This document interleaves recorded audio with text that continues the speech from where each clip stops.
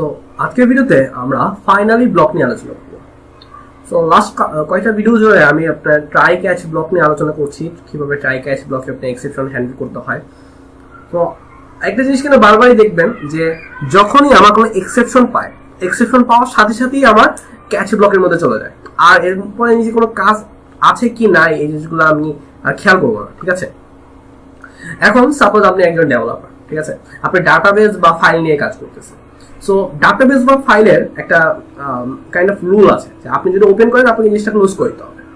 আপনি যদি file open করেন আপনাকে ফাইলটা ক্লোজ করতে হবে। আপনি যদি ডাটাবেসে একটা কানেকশন ওপেন করেন আপনাকে আপনার দায়িত্ব কানেকশনটা ক্লোজ করে দেওয়া। তার নাহলে হবে কি, আপনি যদি সাপোজ একটা ডাটাবেসের কানেকশন ওপেন করলেন, সামহাও একটা এক্সেপশন পেয়ে আপনার প্রোগ্রামটা মানে আপনি কাইন্ড অফ ক্র্যাশ করলেন। ওই কানেকশনটা যে ওপেন আছে ওই কানেকশন ওপেন দিয়ে আপনি অন্য কেউ জায়গাটায় মানে কাইন্ড অফ হ্যাক করতে পারে। সো অবভিয়াসলি আপনাকে কানেকশন ক্লোজ করতে হবে। এখন সাপোজ আমি এখানে যেহেতু আপনাদের আমি এখনো যে মানে জাভা ডাটাবেস এখনো দেখাইনি, আমি জাস্ট এখানে লিখলাম যে আমি একটা স্টেটমেন্ট লিখলাম যেটা হচ্ছে কানেকশনের স্টেটমেন্ট, কানেকশন, ঠিক আছে, connection statement, connection database connection on করে দেন হচ্ছে আমি কিছু টাস্ক করছি। টাস্ক করার পরে আমার যখন টাস্ক শেষ হবে তখন আমি এখানে ক্লোজ স্টেটমেন্টটা লিখলাম। ঠিক আছে, তো আমার তো কোনো প্রবলেম হওয়ার কথা না, যদি কোনো এক্সেপশন না হয় তাহলে আমার সুন্দর মতো কানেকশন ওপেন করবে, দেন আমি আমার স্টেটমেন্টগুলো ফুলফিল করবো, দেন হচ্ছে কানেকশন ক্লোজ করে দেবো, কোনো প্রবলেম নেই। বাট এর মাঝখানে কোথাও যদি আমার একটা এক্সেপশন আসে তখন কিন্তু আর আপনি এই যে নিচের লাইনটা এক্সিকিউট হচ্ছে না, তার ফলে হবে কি আপনার কানেকশনটা ক্লোজও করেন না, আপনার কানেকশনটা কাইন্ড অফ ওপেন রয়ে গেল।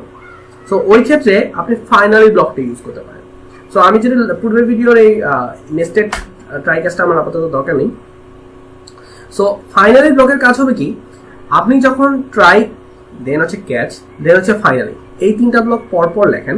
লাইক আমি যদি এখানে ফাইনালি ব্লকটা লিখি, ফাইনালি ব্লকের আপনার কোনো প্যারামিটার লাগে না, মানে কোনো প্যারামিটার নেই ক্যাচের মতো।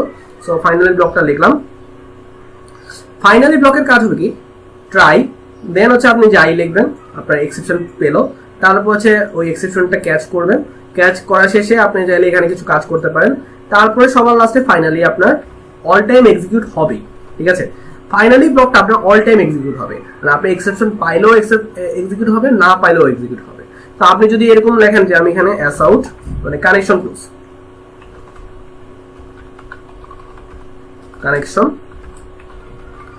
ক্লোজ নামে একটা লাইক স্টেটমেন্ট লিখে রাখলাম। ঠিক আছে, সো এই স্টেটমেন্টের কাজ হবে হচ্ছে আমার কানেকশন ক্লোজ করে দেওয়া। আমি এখানে সাপোজ বললাম যে কানেকশন ওপেন,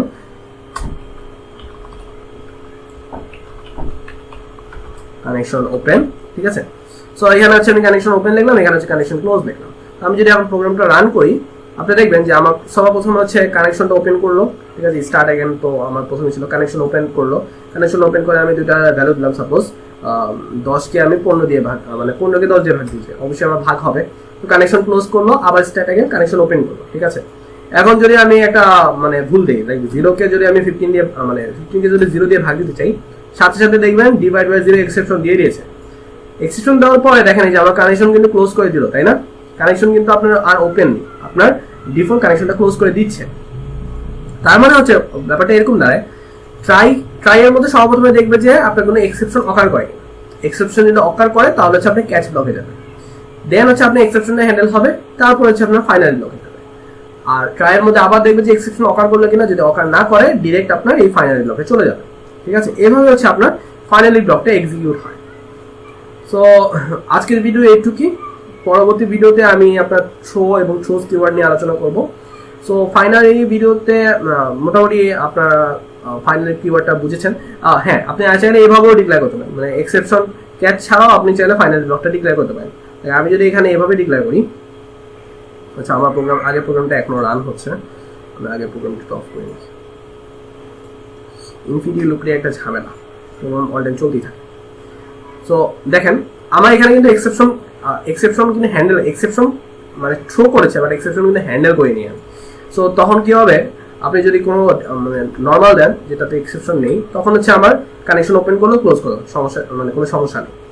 কিন্তু আপনি যদি একটা এক্সেপশন আলাদা দেন তখন কি হয় দেখেন, লাইক 0 আর 15 দিলাম, তখন কিন্তু আমার প্রোগ্রাম অফ হয়ে গেছে। ঠিক আছে, আমার যেহেতু একটা এক্সেপশনটা আপনি ক্যাচ করেনি, আপনার এক্সেপশনটা ডিরেক্ট ওই যে কল স্ট্যাক ফাংশনটা কল করলো, সেখানে হচ্ছে আপনার ডিফল্ট এক্সেপশন হ্যান্ডলারে চলে যাবে, জেভিএম এর যেটা। ওইখানে গিয়ে আপনার প্রোগ্রামটা টার্মিনেট করে দিয়েছে আর দেখাচ্ছে যে আপনার এক্সেপশনটা কিসে হচ্ছে। সো বেটার প্রসেস হচ্ছে আপনার সবকিছু লিখবেন, ট্রাই, দেন হচ্ছে ক্যাচ, দেন হচ্ছে এক্সিকিউট। ঠিক আছে, ক্যাচের মধ্যে আপনি চাইলে কোনো কিছু লিখলেন না, কোনো সমস্যা নেই।